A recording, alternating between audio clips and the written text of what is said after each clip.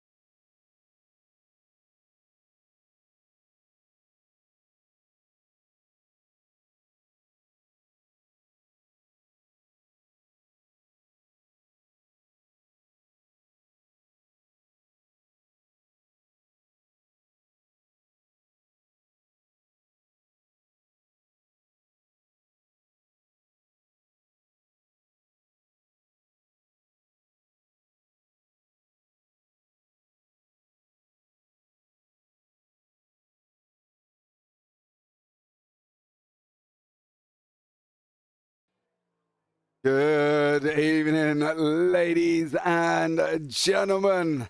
It is the return of the TSRC Sportscast Series from the Autodromo Nazionale Monza in Italy. I'm James Parfett, going to be joined in at the booth by Nico Hillebrand here this evening for what plans to be an epic evening of racing. Hold on to your hats because we've got a 45-minute race with pit stops all taking place here this evening as well. This is round 5. We've got one more round to go at Sebring next week.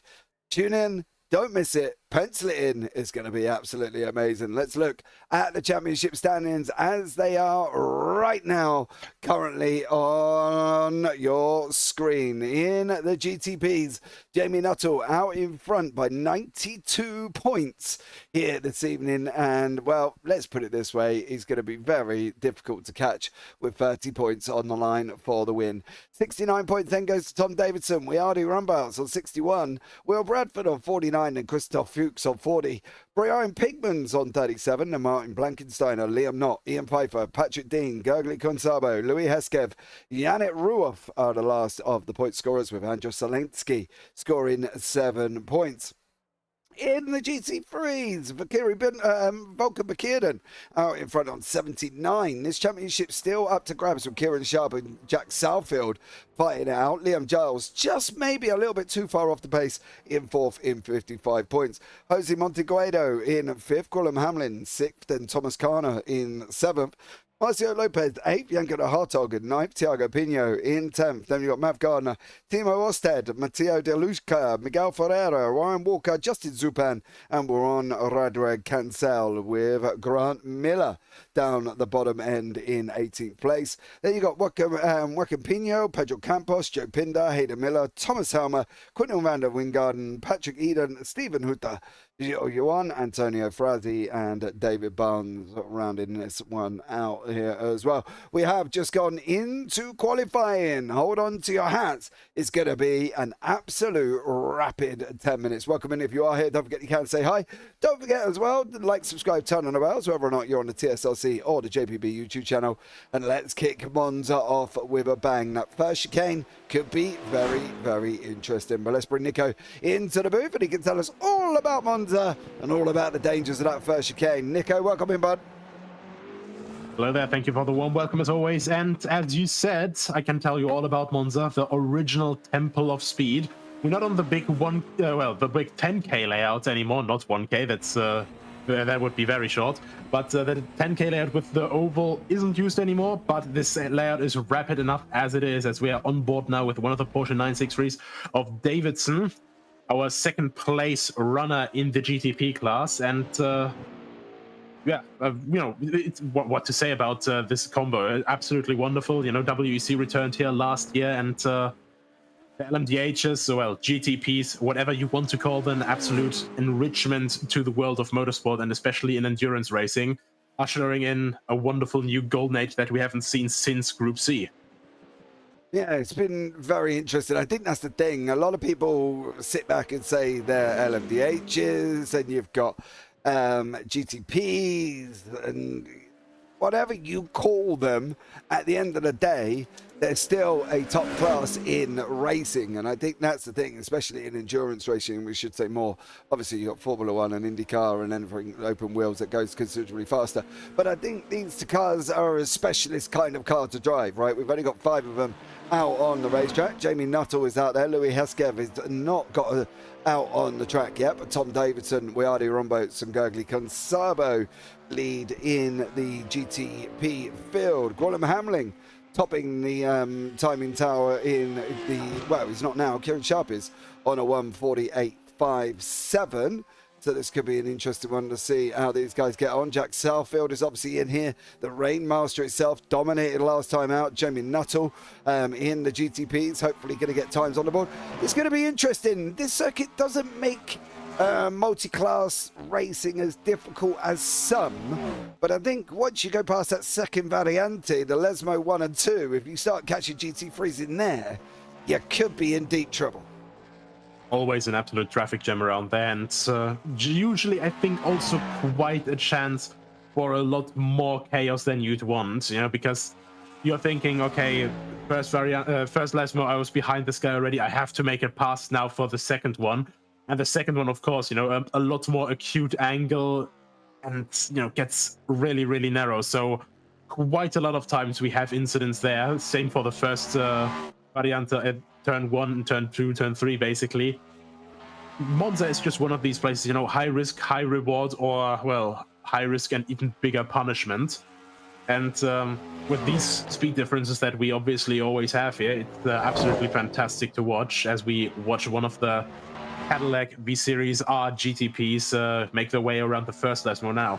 Yeah, absolutely. Flying around it, doing a great job in general there as well is Jamie Nuttall. Going to see, hopefully, get some times on the board from him as is Tom Davidson setting on a 1:32.706.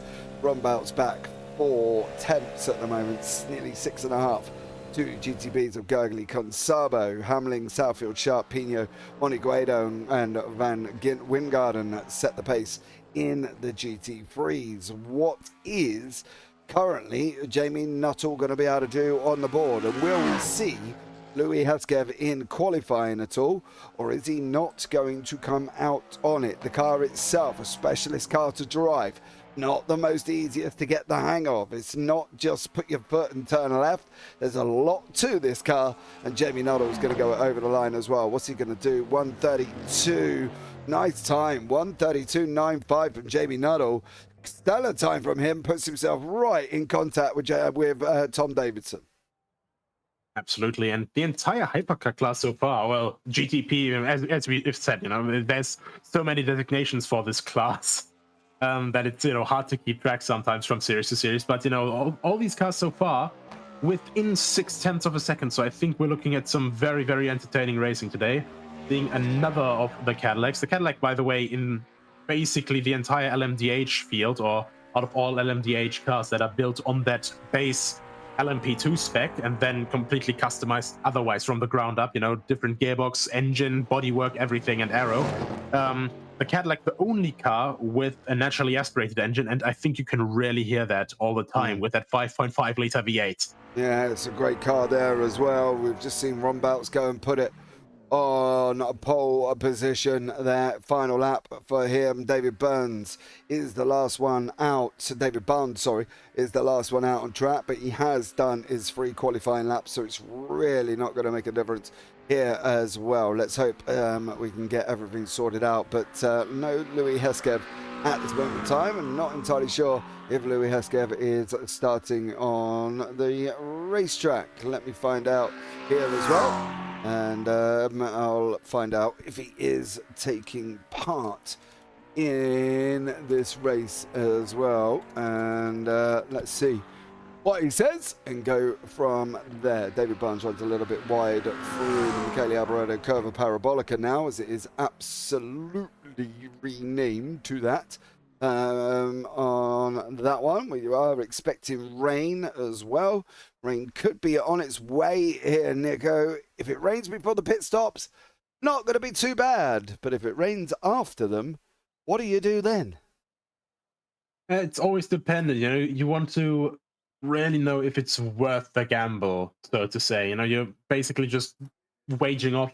Is it going to be just a little bit of drizzle, you know, like, so basically that's you can still afford to stay on, or is it all of a sudden coming with a big weather front that's ready? It's undrivable on slick tires, and it's always difficult to make that wager because sometimes you think that you know what's coming with the weather, and all of a sudden, you know, Spa and Nürburgring are very, very fearful for that. You know, that's you have weather changes basically every 10 minutes if the weather's feeling wild today.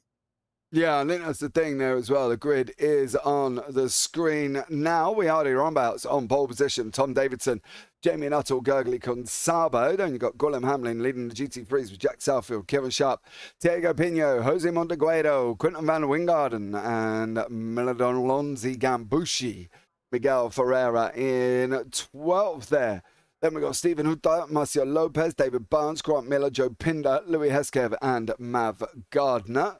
And Louis has said that he is taking to the field, but he is having a PC problem. He's been loading in for about 20 minutes by all accounts for Louis Heskev. Not good. So there you go.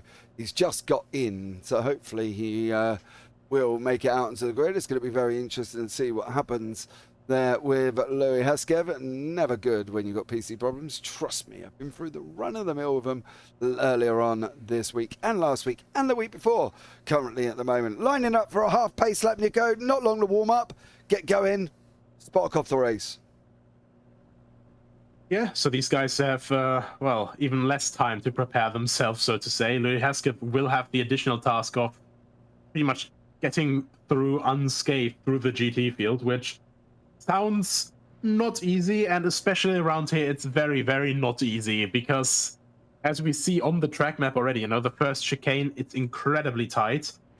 In these hypercars, you know, you have so much later of a braking spot that you're basically always trying to, you know, just fly past everyone. But when the track is completely blocked in front of you, and then you have the, well, racetrack equivalent of a back alleyway in front of you instead, and completely blocked off by other cars, then where are you supposed to go? You just have to wait, and that can be beyond frustrating. Yeah, Heskev is sat at the back of the GT3 field at this moment in time. That's going to be an interesting one. I'm a little bit worried that the lights are on, which does generally mean we're going to go round for a lap again, just to let you all know, because the lights are not off, so we're not going anywhere for at least another lap. Hopefully that might give Louis a chance to catch up to the GTP field, to be blatantly honest, as well. The GT3s are up and running. There is Mr. Heskev at the back there, and I am surprised he doesn't use this period of time to go and escape up to the back of the GTPs, considering they're going to have another lap, because obviously with the lights are still on, another lap is coming on here. This is not the first time we've seen this season. When they've got in a half a pace lap, we do end up doing a lap and a half. It's one of iRacing's little quirks. Surprises. Yeah, I think it's a quirk at the moment, Nico, to be blatantly honest with you. And it just means that we're not going to be underway. But I think this is where, if I was Louis now, I'd be going straight through the middle of that and joining on to the back of the GTPs, wouldn't we? Yeah, absolutely. But of course, he still has to wait for the direction from race control so he doesn't get a penalty in the end, you know? So I think he's mainly waiting for that right now. You know, warming up the tires, waiting behind the cars, warming up the brakes, warming up everything. And, well, I'd be really, really confused why, you know, he hasn't moved past yet, because the pace car is already in turn one.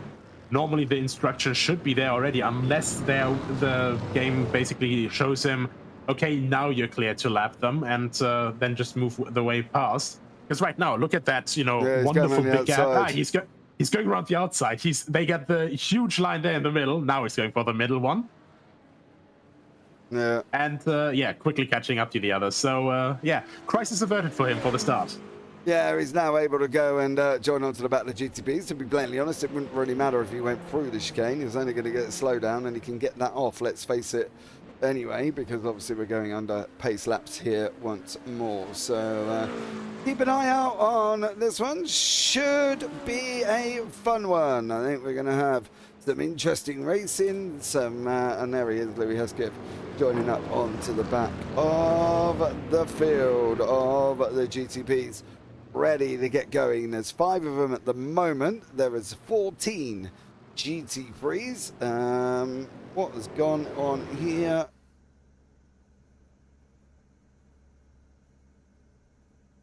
He looks like he's taking a breather for a moment. Something might be wrong there.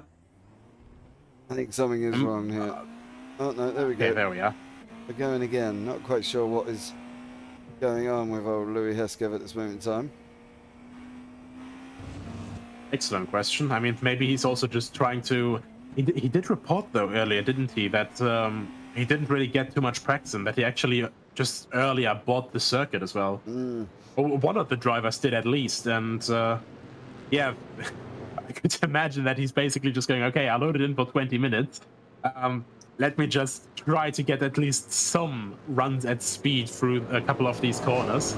As he's backing off there again, you know, so...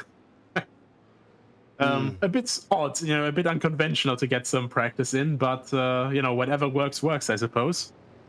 Yeah, I think at the end of the day, as you said, if he's not been able to get practice in on the circuit, what I would probably do is spend the first couple of laps trying to follow Gurgly Consabo or, you know, maybe not Jamie Nuttall, he might be a little bit quick, but maybe in and around his speed level of Gurgly Consabo to make sure that he's obviously got where the braking points are and whatever the situation is. Do you know what I mean? At the end of the day, you don't want to be literally too far off the pace, but you don't want to be that man who gets it completely wrong going into turn 1 at the end of the day, because let's face it, we've all been there at some point, and everybody's normally hit somebody going into turn 1 or have been hit. I mean, heck, at the first time they had this variant of the track at Monza, they had a huge start crash, not only at the first chicane, but also at the second, because it's, you know, such an abrupt turn of corners. Yeah, well, after such high speed. Absolutely. Pace car's going to peel in now, ladies and gentlemen. We are going to get the GTPs underway. Hopefully we will see them through the first corner here again. Now we're tucked up right behind them. 5 GTPs, Rombouts, Davidson, Nuttall, Consabo, and Louis Hesketh here as well. Consabo's Warren Bouts is holding him for as long as possible, as long as he's allowed. Ladies and gentlemen, we are green, but boy, oh boy, did he hold him for absolutely ages, did we, Artie Rombouts. GT3s are going to be coming through the corner right at the back very, very shortly, but Rombouts takes the whole shot into turn 1. No real dramas with the GTPs. What about the GT3? Southfield's already bolted. They're 3 wide across the racetrack earlier on. Tiago Pino, Gordon Hamlin, and Kieran Sharp. This is either going to work or it's going to be very, very dangerous indeed.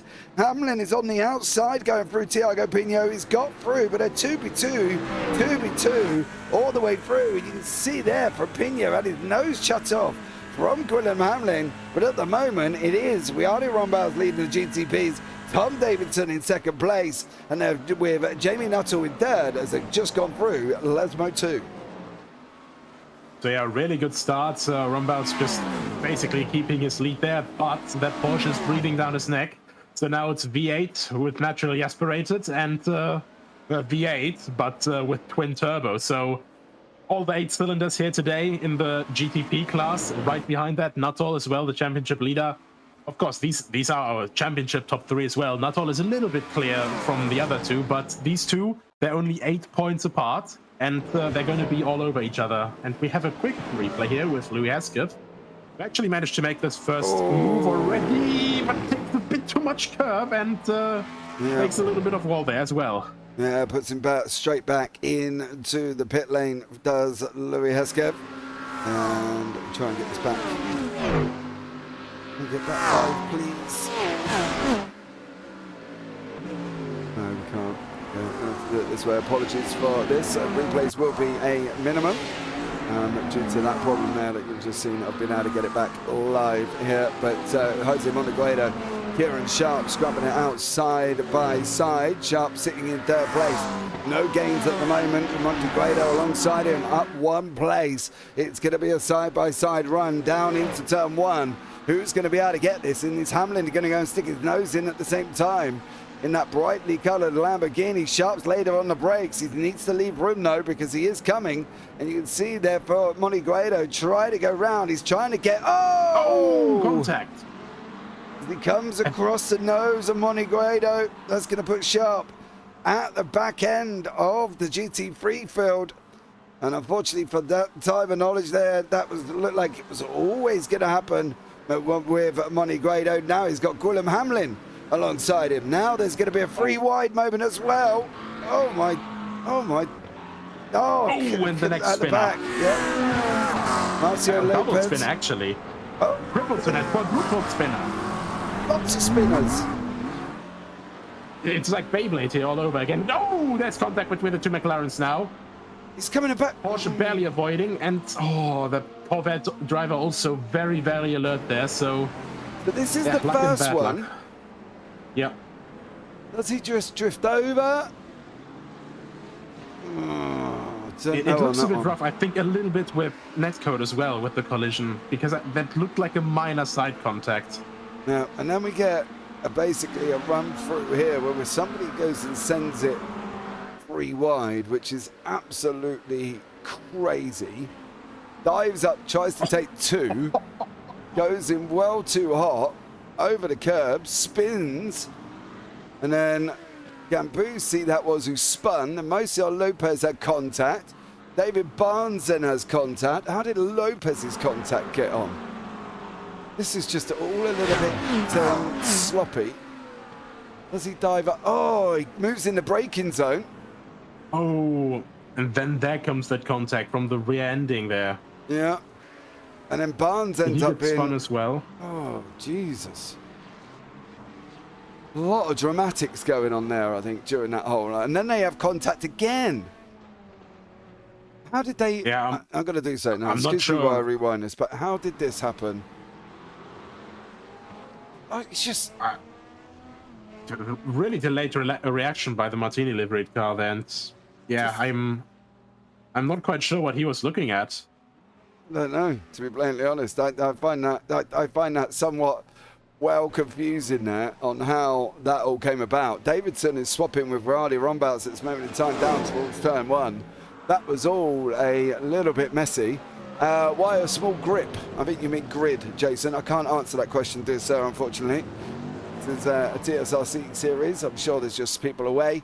And Tom Davidson does make it through. It's even smaller at the moment. We've got 15 cars. There's one's out. 3's in the pit lane because they all made contact with each other. You know, there we go.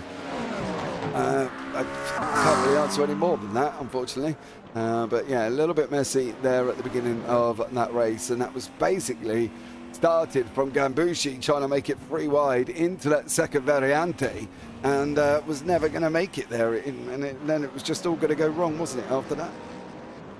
Ironically, I think it almost would have worked, but you know, the Ferrari after that incredibly late move, and honestly, at that point, I was going to congratulate all the drivers for not making that a big accident.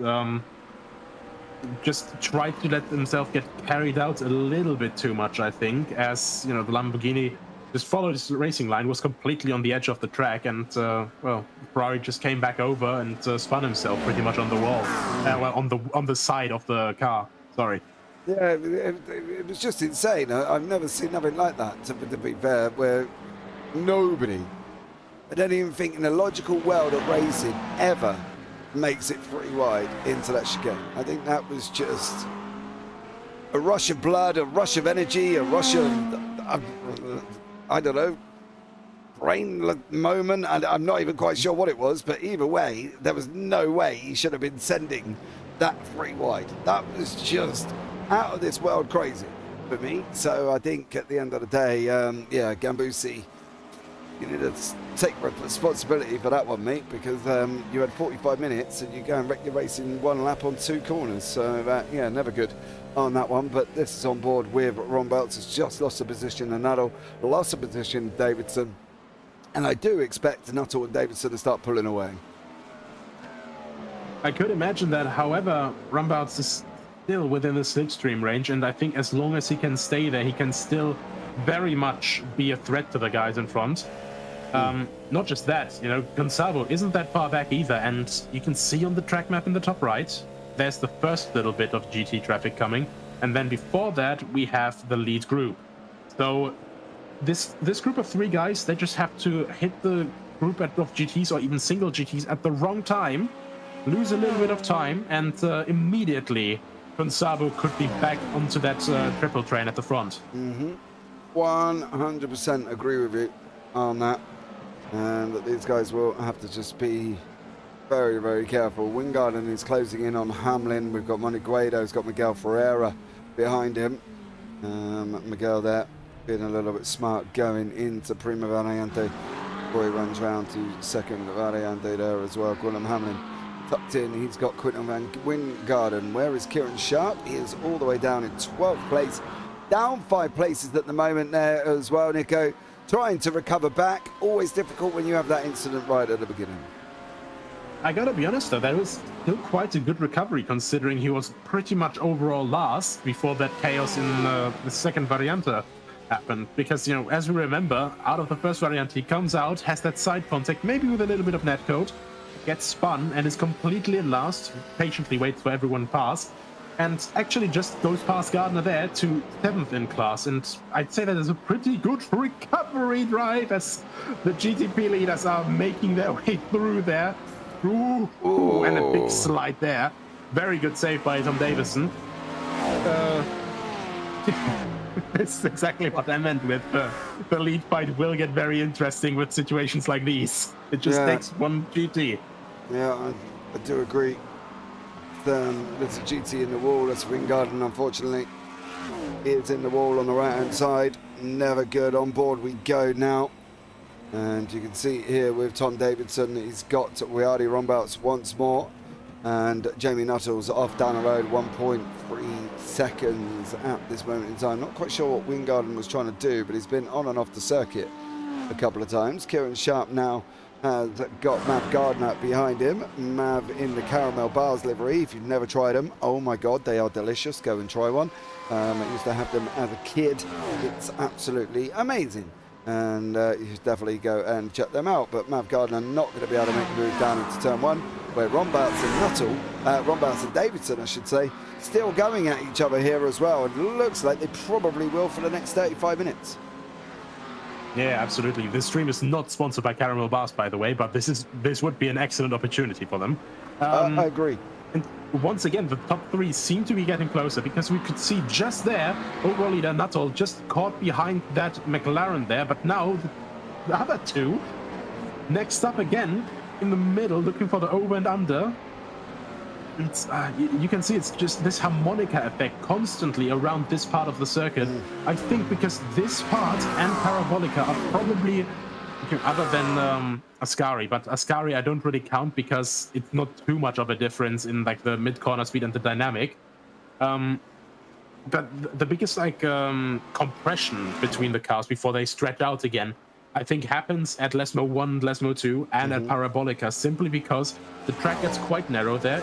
It gets very slow momentarily, and in the slower parts there, but that still carry a little bit more downforce with it, and then acceleration as well. There, these GTP cars just gain so much speed in comparison to the GT3s. Yeah, absolutely. Watch this as we're going to jump on board now. Is it going to be able to close up Davidson there? Got a window wiper on. Still got a long run. 300, 200, 150, 100, 50. Didn't make it through.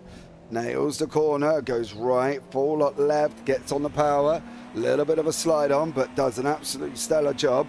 Gets the car going forward, which is always the most important way. David Barnes has unfortunately jumped back to the pit lane for David Barnes, and he is unfortunately into the pits there. So we'll keep an eye out and see what happens. You can see Marcio Lopez is out, Barnes is in the pits. But no surprise after what went on at that beginning.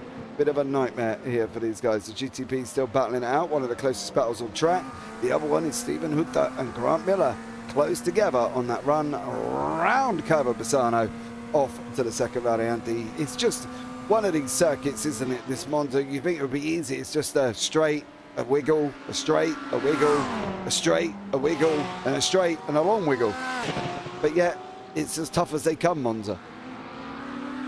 Even when Monza had pretty much, no chicane, so when they just switched over from the normal 10K layout and still had basically this shoe form, but without even Ascari and without the variante, it was still really, really tough, simply because you never really have a chance to get away unless you really just manage to make that move in the chicane, place yourself in front of them at the apex, manage to slow them down a lot more than the speed you lose from that move, and then just gun it away. Otherwise, they're constantly in your slipstream, they're constantly able to keep up, and you can just never shake that looming image of another car in your rearview mirror, which is constantly also getting closer and closer again, just like these two here, Tom Davidson, all over the back of the Cadillac, basically getting a big earful of naturally aspirated V8 right now. I think that's the thing, isn't it, at the end of the day? Trying to get past people is never easy, and it's like Nords. You love to clear people in Nords, but yet all they do is use the draft to close back in. And you're sitting there thinking you are literally surviving from the draft. You're not fast through the rest of it, but you are surviving from the draft. And now you've got to try and get that extra tenth, that extra 100th, whatever, that second, if you can get it away from them. The problem is while you're trying to do that, you're rushing what you're doing, therefore giving you the opportunity to make mistakes. And I think it's such a fine balance here when you're driving in cars like this on how you stay and keep up with people and how you're going to lose people, because you don't want to be losing the car. That's the problem. Yeah, that's the problem as well. As you said, you don't want to lose the car. And we could already see with Tom Davidson with that absolutely phenomenal save in the middle of traffic, you are very, very eager to make it through these narrow gaps, to just try and put a car in between you and the car that's following you, or try to make it pass so you don't get a car put between you and the car you are following. So you are constantly forced to take these extra risks, especially at the upper end of the circuit, where we now have them looking for a two-wide little braking maneuver, maybe over and under, looking for alternating lines. Not quite able to make it, though. But again, you can see right up to the edge of the gravel.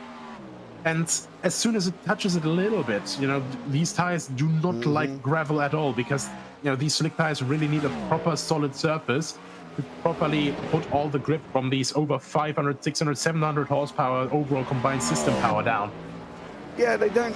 This is the thing. I've never met one tyre that does like the gravel, to be blatantly honest, regardless if it's rain, regardless if it's any slick tyres, regardless if it's just a street road tyre. I think that's the thing. I've never seen one that likes the gravel on it, but it's just one of them things that does happen, and one of them things that I think these drivers are going to have to be careful of. Davidson, Rombus, Gambushi's had another crash and has jumped straight back to the pits there, unfortunately for him. So, yeah, from Gambushi causing what can only be as drama right at the beginning.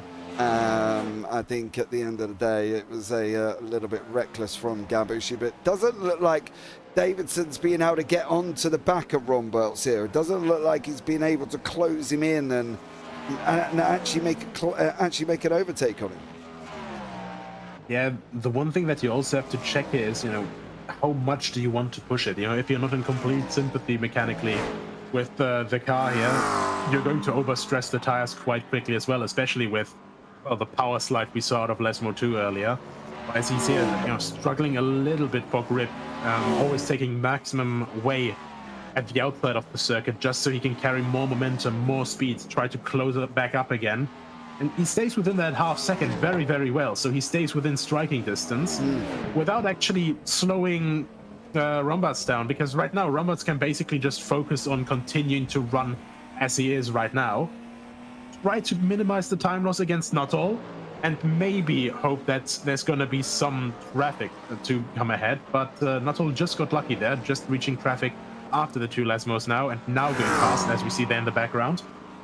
And yeah, it's just this back and forth. They have to constantly check on each other. With Monza, you obviously don't have as much setup, freedom, so to say, what to do with your setup. Like, for example, Suzuka, you can try medium or high downforce, you know, so you have your different strengths along the lap. Here, it's all low downforce. If you have a high wing here, you're just going to completely eat dust the entire way around. Yep, 100% agree there. You've got to be making sure that it's that fine balance, I think, as well on these racetracks. As you say, it's downforce for speed. And what one do you want more of? What one would you prefer here at Monza? I just really prefer... Oh, he's going to try. Oh, around the outside. Go on, son. Davidson, come on. And not quite able to make the acceleration race, though, because of the tighter line. Oh. On the side, Rob. But both of them managed to stay proper here. I do prefer a stable car, but, you know, just both of these classes have their own, you know, they have their own appeal, I think. And especially with all the dynamics we have in here, you know, these cars, of course, prototypes, really, really fast. That's what I had my start with in sim racing, with LMP2 cars. And this is just LMP2, but souped up with literally everything else with a bigger budget. Yeah, but at the same time, you know, clobbering curves with GT cars is also just absolutely fantastic fun. And here you have some nice, quite nice curves to clobber. Yeah, well, I think some of these drivers may not want to be clobbering them too much there, as we saw with Louis Hesketh at the Ascari, where he went and clobbered the curb on that one. These guys are still scrapping it out. Wingarden is in front of them. He's having a nice little battle with Grant Miller and Stephen Huiter here as they're continuing to fight out. Monty Guido and Hamlin are another battle that's coming closer together as well here, Nico. This could be separated by only a few tenths or a few seconds here, with people really mixing it up at the moment. And it all comes back to what we said earlier, you know, with Miller getting, well, Hutter, who was chasing Miller at the time, you know, chasing someone, closing up on someone is one thing. Actually making that move is the other thing. With traffic, it can help a little bit sometimes, but it can also completely destroy it, of course. And Hutter was on the back of Miller for quite some time, but when Wingerden basically just caught back up in the traffic, well, even before the traffic hit them back and made short progress of Hutter, basically went, okay, now it's my turn to play with Miller. And yeah, he's now basically in the middle there, but still, both of them fighting enough that Hutter isn't losing too much time.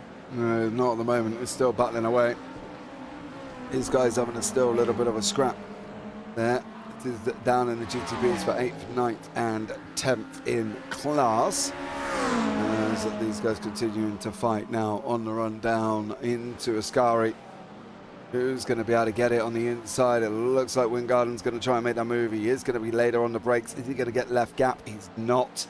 It's not if gap car. There's got to be a gap there somewhere. And unfortunately for Wingarden now, it's literally Stephen Hutter tucked in behind him.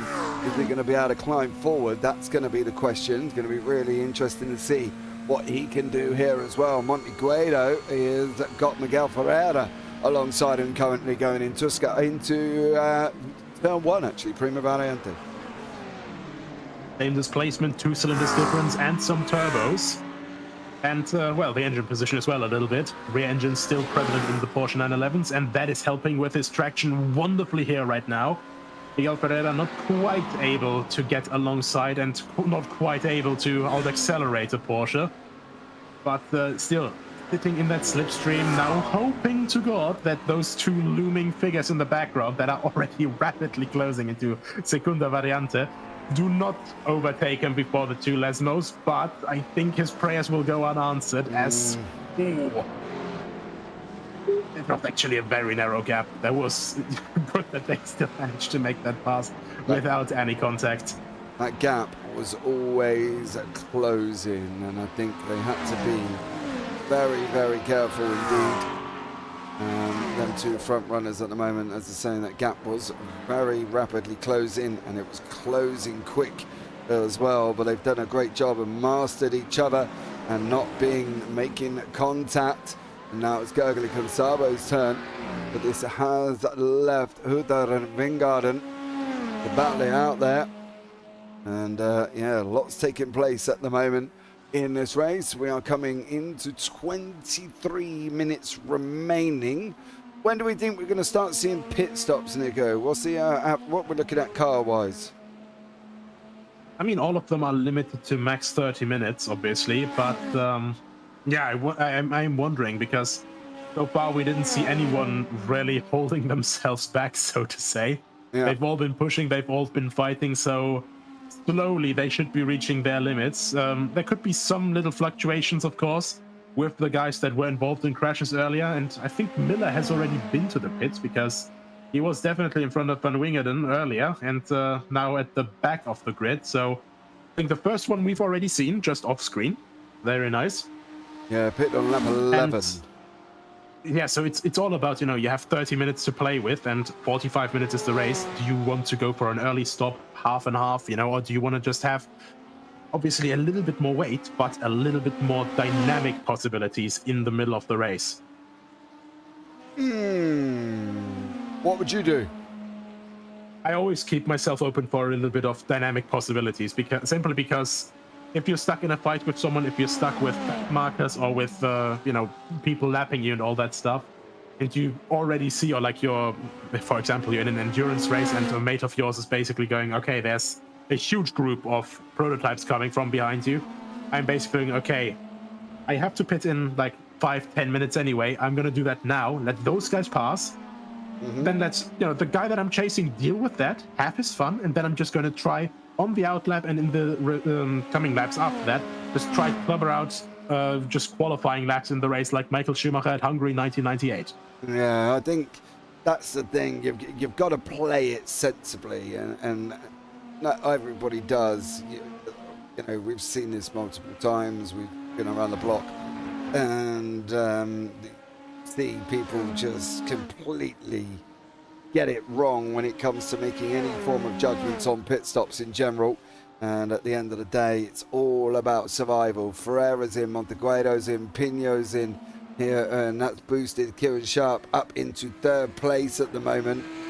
The man who got spun around at the beginning and ended up down the back end of the field, but he's still got his pit stop to go. So is Gwilym Hamling, so is Jack Sofield, so is Quinten van Wingerden, so is Stephen Hooper as well. Everybody else has been in. Not quite sure why Monty Guido has gone on to wet tyres. How bad is that rain? Am I going blind here, Nico, or do I not see rain? I sure hope that was maybe a UI bug, because if he is on rain tires, those will absolutely melt off the rim instantly. Nope. Yeah, yeah, then I am honestly a little bit baffled. Maybe he knows something that we don't. Maybe there's a parallel universe lapsing over that for him it's rain. But right now I am really not quite sure, because those things will fall off the rim in a couple of laps. We're going to find out now very, very shortly there, as Monty Guido is on wet tyres. I know there was rain coming, but I don't know if it's going to be strong enough to make that amount of difference very early on. Everybody else is in and out that's pitted on dries. But I would have, if I'd had any fuel left, I would have been dragging this out to as late as possible, due to the fact that we knew we were going to expect rain. And Mr. Kieran Sharp had said rain is coming. Never said whether or not it was going to get here before the end of the race. Good evening, Shroom. Hope you're well there, bud.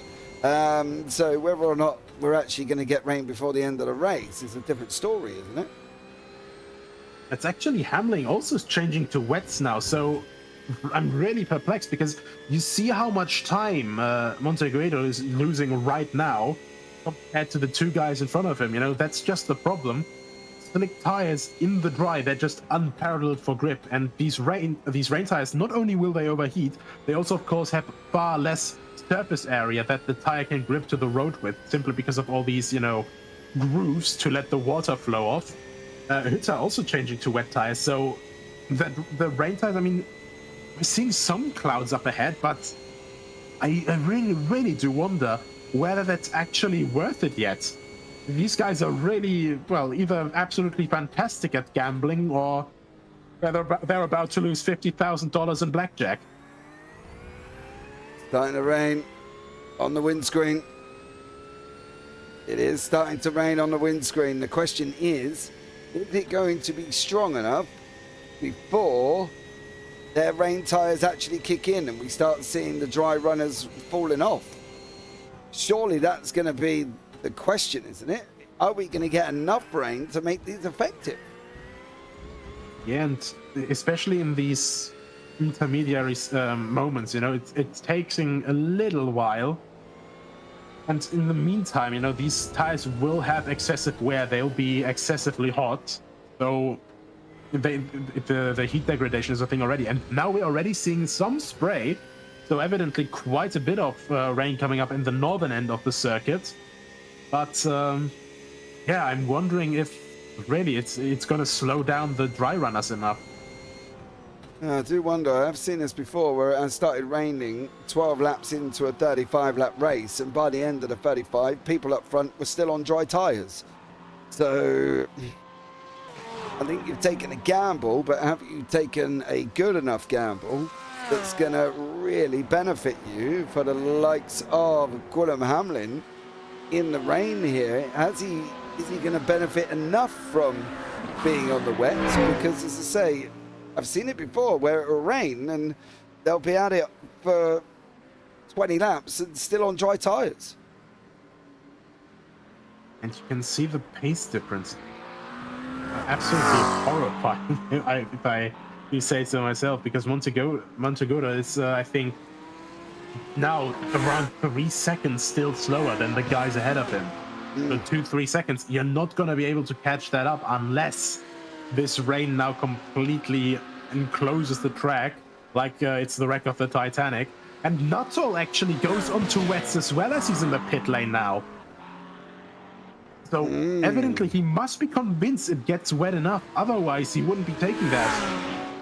I still don't know. We're going to find out, ladies and gentlemen, very, very shortly. Hold on to your hats here, because Guillaume Hamlin still chasing down Kieran Sharp. Is it going to be wet enough for the wets to make a difference? We're going to find out, I think, very, very shortly, and whether or not that's actually going to be a good idea, a bad idea, or what sort of idea it's going to be, because somebody somewhere has pulled a masterstroke on this race, and somebody pulled nothing more than a wet fish. Absolutely, and I mean, one of these things that I find is nice, is a very nice detail there. You can see constantly these puffs of spray going up and going off again. You're wondering then, you know, okay, why? Isn't it like everywhere wet now by now? The thing is, it's getting wet, but not linearly, obviously, because, you know, you have the normal racing line where the drivers are all racing. That's obviously warmer because it's heated up by the tires of the car, by just the general heat of the car. And since everyone's running on there, they're putting down rubber, they're putting down heat, you know, it's warmer than the rest of the circuit. So the water also evaporates a little bit easier there, or, well, just dries out a bit easier. And since all these guys are running there still, as we now have Hamlin going down another spot against Ferreira, you have the racing line obviously staying dry for a bit longer because these cars are still on there, just pushing the water out of the way, all the water that doesn't stick already, you know? Yep. But it's getting more now. It's getting quite a bit more now. So I am wondering, is it enough now? I think we're getting to the turnover point where it could start getting very interesting. Pinzar just came out of the pits with another set of wets, so we have 4 GTs and 1 GTP there, but yeah, I am wondering if it's getting hard enough that Davidson and Drumbart would actually consider another pit stop, but I don't think so, honestly. No, I don't think it will. I think that's the problem. I don't think it's going to be quite strong enough for these guys to need to change over.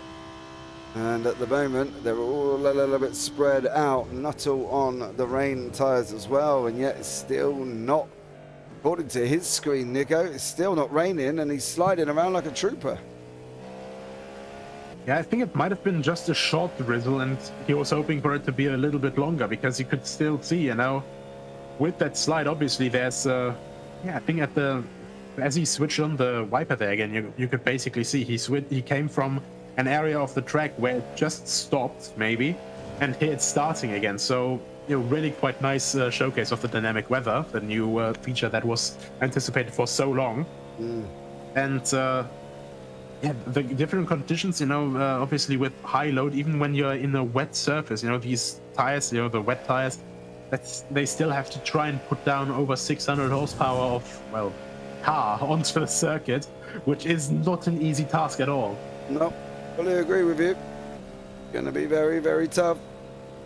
And you can see the rain now is getting pretty heavy. Are they going to be able to get it stopped? That's going to be the question. When he can. Got 5.5 seconds to the guys in front, and we've still got 13 minutes to go. Are we going to see enough rain fall over that one? How are the commentators this evening? Says Shroom, I'm very well, thank you very much. Nico, you okay? I think Nico's okay. You okay?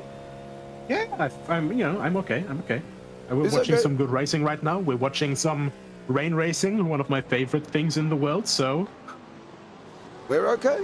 I think that could be determined. I think both of us are okay, Shroom. Thanks for asking. How are you, dude? How's your day been?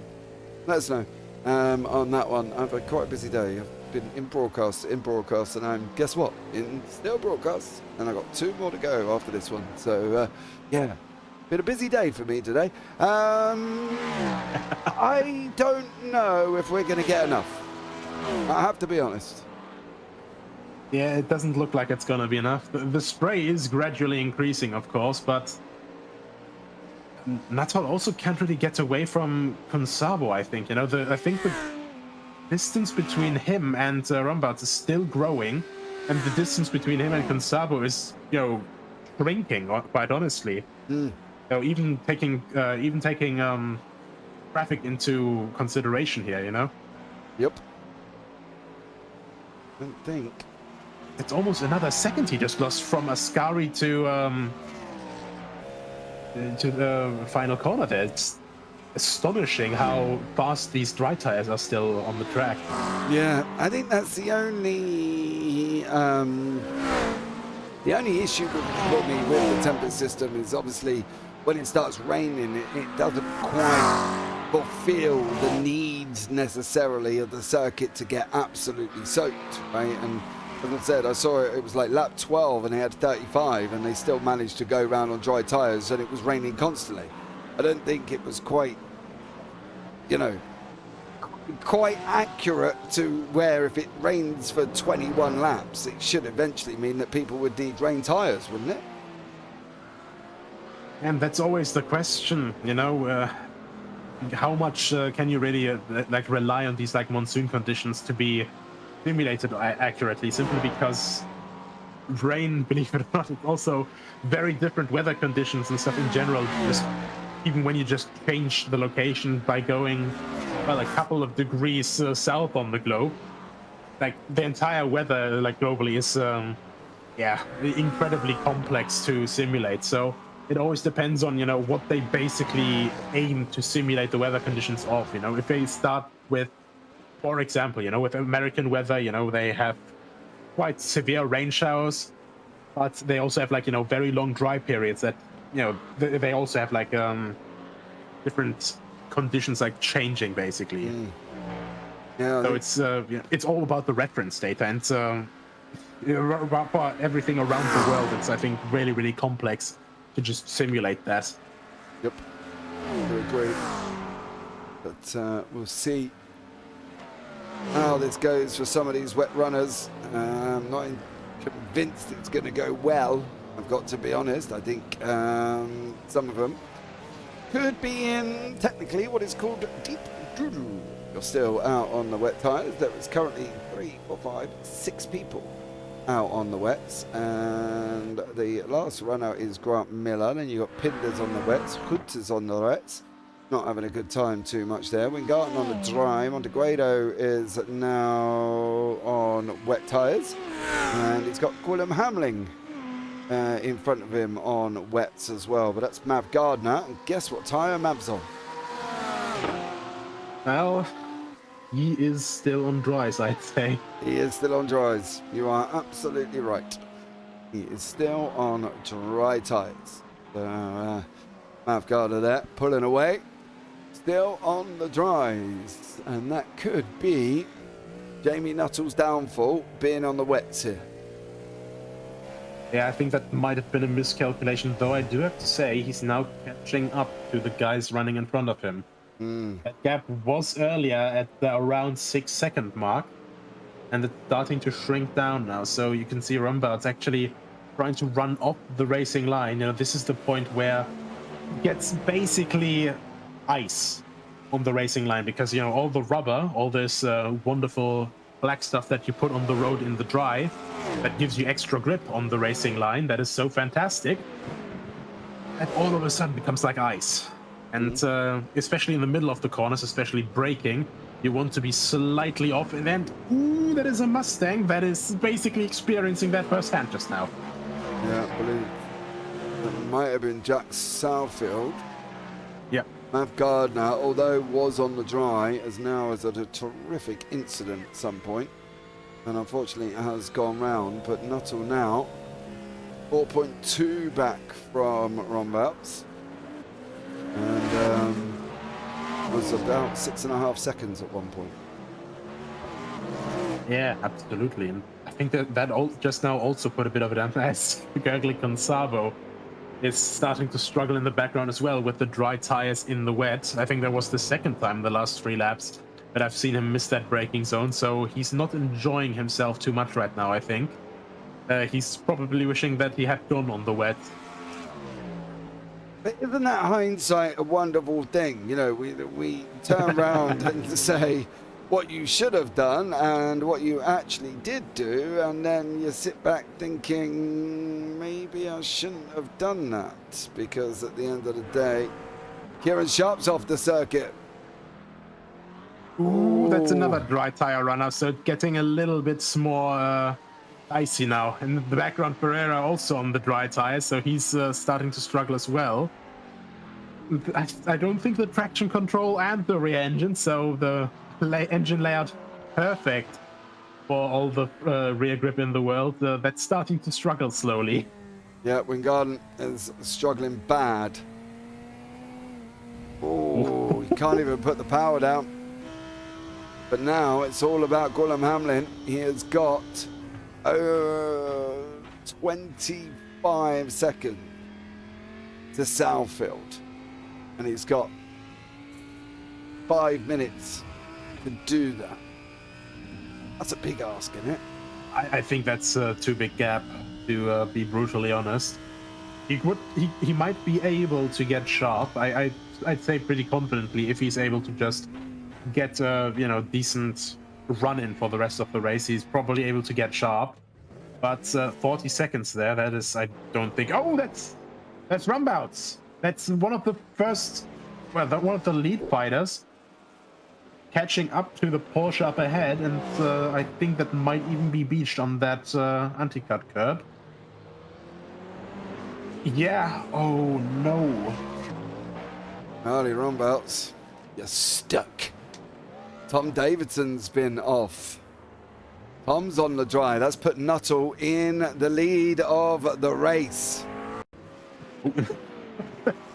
There was another car off as well. Was it Gergely Consavo again? And oh, that's Davidson! And that might be the change for the lead as well. It is. Nuttall has gone in front. Consavo's jumped back to the pits. Rombouts has unfortunately had another incident here as well. Excuse the UI, but it doesn't want to go back live, so my apologies on that one. And at the moment, Jamie Nuttall out in front. Where is this man?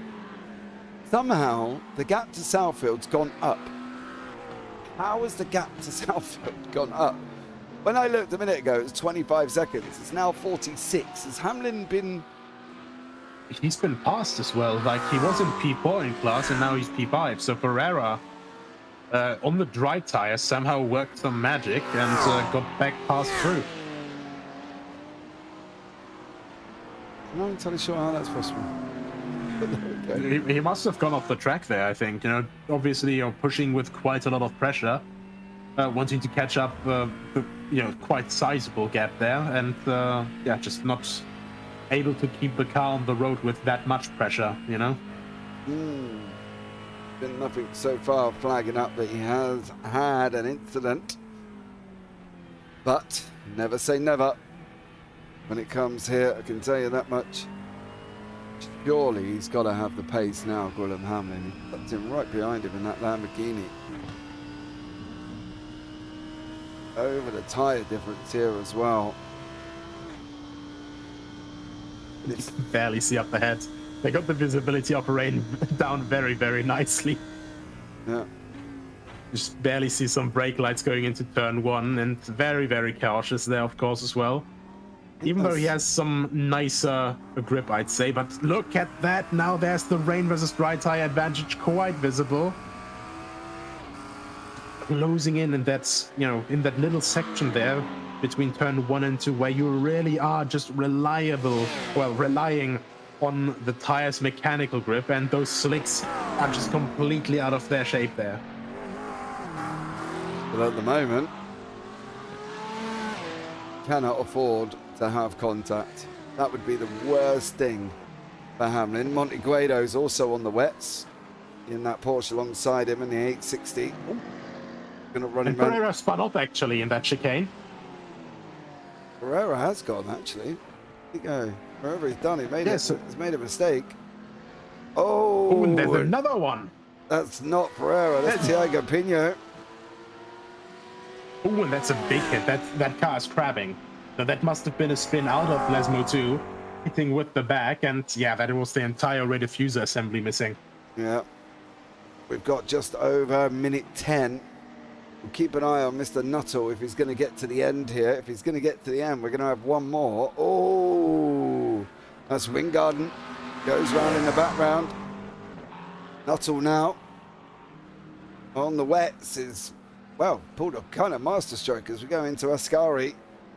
Should make it round for one more lap here. And at the moment, that gap, on your left-hand side, from Southfield to Monte Guido, down to 38 seconds.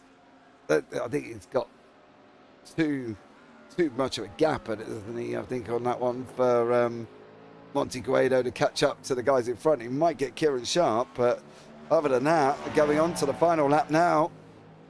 And we are on the final lap. Well, yep, final lap of the race. Not quite sure where Barney was. I think Barney don't like the rain. Southfield's in and has crashed. Jack Southfield has crashed the car. All he has to do is keep it together, but he has to keep it together. But one more as lap. long as he didn't touch anything there, this is... Come on, Jack, don't do this now, please. We have Kieran Sharp here fighting for his life, power sliding out of the Seconda Variante, basically just hoping that the two wet runners in front of him will take each other out to still get a podium, but I don't think those potential hopes would pay off, because these two guys are now completely in their element. There's no shot at the dry still being able to compete. So to come back to our earlier thinking, yes, the rain was definitely enough for the wet tire runners to profit. It got the crossover, didn't it? I think that was the thing. We've seen circuits before where the crossover just doesn't really happen, but this one definitely got the crossover. Hutta there is fighting out. He's fighting with another wet runner in Joe Pinder up front. Hutta there, that is a back marker. Ooh, where are you going? Who is that? That Miguel Ferrari? Was Miguel? No. I think, was it? It looked like the Lambo. No, it's the one behind, isn't it? That's the problem. Ian's behind. Oh, that's a big guard. GT that's on excursions. Yeah. That must have been a hit. Otherwise, I can't explain that angle. No, there's a lot of people going in and out and off, but not everything else at the moment. But Monte Guido and Hamlin closing in Southfield now as well. Nuttall's taking the victory here as he comes over the line. Jamie Nuttall wins that Monza in the GTPs. I think Jack might and should possibly take first place in the GT3s. Oh my god, he's still basically power sliding as he's already straightened out in like 5th, 6th gear almost. Oh, look at that understeer. That's basically just aquaplaning to the finish now. The delta is going down. They are coming. It's 17 seconds now. 16.6, 16.2. Is he gonna run out of lap first, or is he gonna make it? This is giving me flashback to the first race in cars. Yeah, with Lightning McQueen on the shredded rear tires. And two are coming from behind. He's fighting for his life out in the wet now. Only 2 more corner sections to go, and then it's just straight. But is that enough? You can see them closing on the delta. 12 seconds. It's I don't think they're gonna get there. I think Southfield, bar any dramas, going into Curva Parabolica. You can see them in the background now. Bar any dramas for Southfield. He's got to keep that Mustang on the racetrack. He's just about, I think, gonna hold on. Jack Southfield takes it on a road rain-soaked Monza. Great job from Jack. Over the line he goes. 7 seconds in the end. That was once 45. Monte Guido in second. And Gwilym Hamlin comes over the line. Jack Southfield, you lucky man. Because I think if that was one more lap, you would have been done. But here we go. That was an absolutely amazing drive. I think he was literally saved by the bell there, though. Yeah.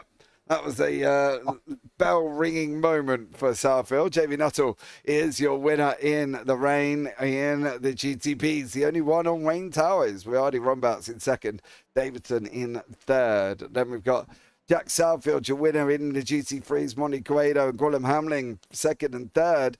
5th and 6th overall. Gergely Casabo is 7th. Then Kira Sharp, Stephen Hutta, Miguel Pereira, Joe Pinder, Matt Gardner, Quinton Van Wingarden, Tiago Pino, Grant Miller, Melon Dolorzi Gambushi, David Barnes, and Marcio Lopez, who were all caught up at the beginning there. It was all a little bit messy with Louis Heskev out as well. How would we sum that up, Nico, for the people at home? That race run, says Shroom in YouTube chat. He was right as well, wasn't he? I think that was the thing. He was right. He had to run, Jack Southfield. When he's saying run in that context, to me it's that mental image of like old cartoons when they try to take a step on ice and it's, you know, this slippery sliding and fast leg movement and just barely getting forward. But yeah, absolutely fantastic run from Southfield there. Very deserved win. And what a race. Like, that was very, very entertaining to watch, especially that switch over point, you know, the drivers with the different gambles. And, well, quite a few gambles paying off, while others, unfortunately, you know, they did hit on 19 and got a 10, and the gambler got blackjack. Yeah, it did, unfortunately, for some of these guys as well. It worked out well for Jamie Nuttall, changed on to rain tyres at the pit stop. We all thought he was a little bit bonkers. In fact, we thought Hamlin and Monte Guido were bonkers, to be blatantly honest, but they did it well and really kind of made the right decision in the end. Yeah, I'd absolutely agree there as well. You know, these in the beginning, I was honestly not sure if they had made the right call. I couldn't even see any, you know, rain coming down. You know, only the clouds are looming. But, you know, being basically my home track being the Nürburgring, you know, clouds don't mean anything.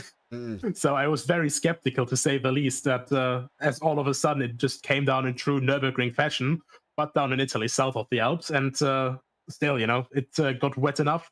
The gamble definitely paid off. And I do have to still commend Jack Southfield for keeping that up. That was absolutely astonishing, that last lap.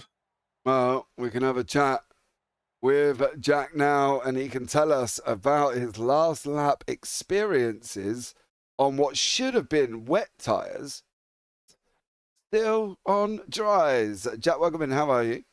Hello, hello. Well, I'm glad that's over. I think if it was one more lap, then I wouldn't have had that. That was quite close. That was definitely too wet for slicks at the end. Jack, they definitely would have got you, mate. Yeah, easily. As much as I love that you would have come out and been a superhero, I've got a funny feeling just not this time. But what was it like out there in general? It didn't look wet enough for wet tyres when everybody started pitting them. But then all of a sudden it just switched and changed. Yeah. At the start, it was like at the start after the pits. I saw Hamlin had taken wets, and I was like, I don't think that's the right call. Like it barely even started raining at that point, and it was only meant to be a bit of light rain. But it, and then he was losing like 4 seconds a lap. You could see it coming down as it was getting wetter. It was started off he was losing like 6 seconds a lap, then it was 5, 4, and stuff, and then all of a sudden it goes from he's not losing really any time to he's gaining absolutely loads. Like it suddenly, the last 2 laps it got really wet. Like I think the last lap before, or like the penultimate lap, it was okay, and then the actual last lap it was just horrible. Like it was so wet. Just couldn't brake or do anything really. I had the biggest moment on lap 21 going down into turn 1, and I like just wasn't really paying too much. I wasn't paying enough attention and braked on the white line, and it was so sketchy. Like I actually thought, I was like, okay, this is race over, but it's sort of half saved it. But yeah, very difficult. Not like Zolder at all. Much more difficult with slicks on. Yeah, definitely. I don't think that you was on the right tyres, Jack, to start you off there as well. Grant Miller, YouTube chat. Southfield is an alien. Wow. I think I'm more just lucky in this one. Yeah, that it didn't get wet enough, but yeah. Well, you did very well, Jack, as we just watched your spin as well. You had that was. Yeah, don't watch that. Mate, it's already on the screen. I'm sorry. We're watching it in slow motion. Slow motion as well, Jack. Unfortunately. You know what I mean? But, slow motion 8K caught on camera. Every angle we can find. But listen, dude, we're going into the last round of the season next week as well. Sebring. What do you think can happen at Sebring apart from pretty much anything? I don't know, because annoyingly I can't make that one. I'm gonna be away working, so I'm not gonna be there. But I will try and watch it and see the highlights, see the stream. Oh, that's a shame. Sure it would be one to do. Like I love Sebring, great track, but unfortunately the way that the schedule's turned out, I can't do it. So yeah, but I can do GT4s on Friday, I think, maybe. So. All right, mate. Well, we might see you there for that one. Anyone you want to shout out, Jack, before we let you go, bud? Just Sharpie and all of the guys that run it. Once again, great job. Great fun doing these, and you boys as well with the streams. They look absolutely amazing, and I'll definitely watch it back. So. Yeah. All right, awesome really job. Good. Thank you very much, Jack. Have a good one, buddy. Yeah, you too. Next up, we're going to have a chat with Weardy Rombouts, who finished the race on dry tyres. Yeah, let's have a chat with him. I don't know if that was a good idea. Weardy, welcome in, bud. Hello. Hello, mate. How are you? I'm doing good. Scary moment? Yeah, I got stuck on the sausage curb. So who gave you a push off? I don't know how to pronounce his name, but Who was it? Let me have a look. Was it Monteguido? Gustavo? Yeah. Yeah. Oh, okay, mate. What was it That like was out very there? Very nice of him to push you off. What was it like out there, dude? It was very tricky. Like one small mistake, and you could already end up, pretty much losing the battle that you have. Yeah, and it was a scary moment, but you did grab third place, mate. It's not too bad at all, is it? Yeah, it's just the usual. Yeah, I know. Third in the championship as well. Taking some points out of Tom, so that'd be all right going into the next one there, bud. What do we think? You're going to be at Sebring? If nothing pops up, then yeah, I'll be there. All right, well, I look forward to it on that one, and have joyous moments of seeing you out on the track. Hopefully we don't have a wet track with you on dry tyres. Not a good idea there, mate, was it? No, at first I thought like, Dries will make it, because I didn't think it would rain as much. Then all of a sudden, it just had a random switch, and then the wets were way better. Yeah, it was definitely on that one, mate. Well done on your fair place there, buddy, anyway. Anyone you want to shout out before we let you go? All the people who organize this, it's amazing. Awesome job. Well, Rombards, take care, buddy. Well done on your fair place. I look forward to seeing you next week at Sebring. Yeah, me too. Take care, mate. Bye. All right. Well, there you go, Nico. Jack survived, we already got a push off the curb, and they all seemed happy. Yeah, I mean, despite it all, they did still have a very decent race, I think, Rumbout's still very, very good run to actually recover it back into the finish, Those weren't easy conditions as we saw. And I'd still say, there's still some potential for a fight for the championship into the final round there. Yeah, absolutely. Well, guys, that's going to wrap it up. Thank you so much for joining us. Don't forget to like, subscribe, turn on the bells. Can I borrow your car, says Grant. Well, I think that was Jack Southfield. Probably not, unless you're in a Mustang. But thanks so much for joining us. I'm going to wrap this one up now. I've been James Parfitt. I've been alongside Nico Hillebrand. And as always, take care. Have a great week. And you never know, we might see you on the track sometime. Good night.